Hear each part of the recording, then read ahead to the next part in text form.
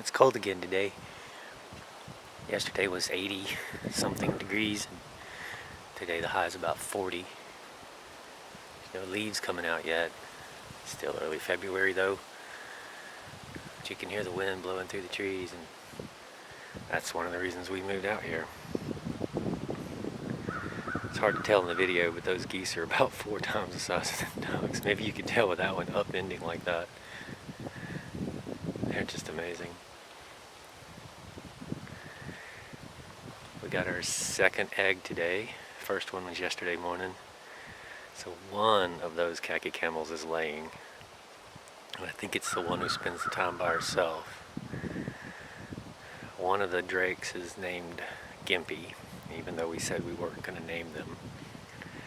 And the other one's named Yellowbill, just for differentiation's sake. Have to have something to call him.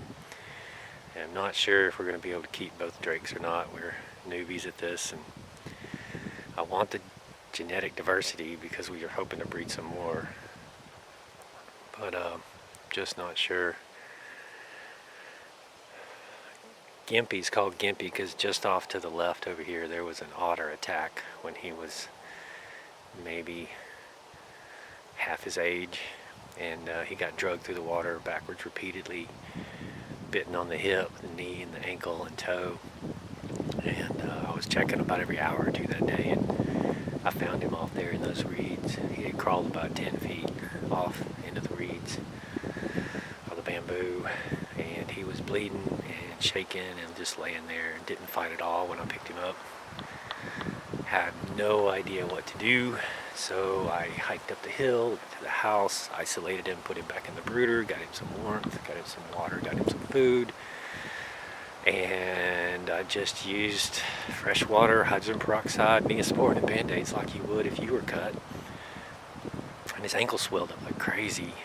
A day and a half later I cut the bandages off, and his blood had turned into this real thick kind of gooey stuff, and it looked like one hell of a natural scab. So I just gently cut the bandages off and gave him a little bit of fresh bath every day, and kept him in isolation for about 10 days and turned him back loose. And he limped around for a while, but he did okay. And you can tell it's him because his left toe, his middle left toe, was broken right behind the nail. The bone was broken, the skin was pierced, and the skin's grown back now, but his toe still points straight up.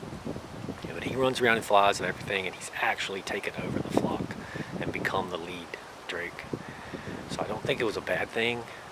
Like everybody says, I only want my animals to have one bad day.